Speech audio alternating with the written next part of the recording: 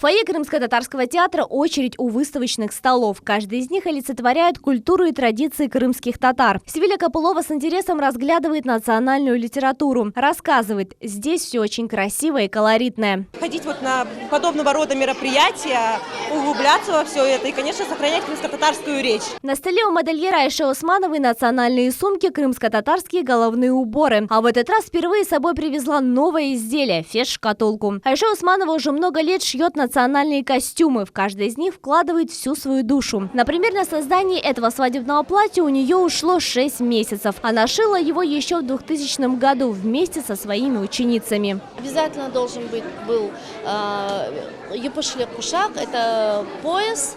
Он был золотом, с серебром выполненный, украшен драгоценными камнями.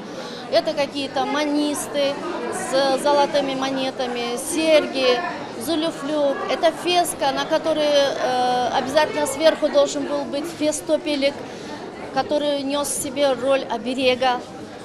И, естественно, браслеты, кольца, ну как подобает женщине. Об украшениях. Украшения говорили о том, насколько эта семья зажиточная. Привлекает внимание гостей оригинальные книжные закладки, ювелирные изделия и яркая посуда. Керамика ручной работы с изображением растительного орнамента. Именно так выглядит посуда крымских татар. Это картины художника Сервера Аблязизова. Они олицетворяют неповторимую атмосферу крымско-татарского творчества. В них мастер показывает народный быт.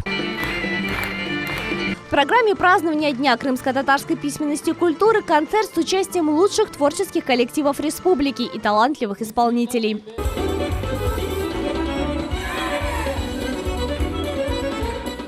Это очень значимое событие для нашего крымско-татарского народа, потому что и письменность, и культура, они настолько тесно связаны друг с другом. В рамках празднования в Крыму прошли этнографические диктанты. Свои знания проверили школьники, учителя и общественники. За организацию диктанта председатель Госкомнадзора Альберт Кангиев вручил руководителям школ благодарности и денежные сертификаты.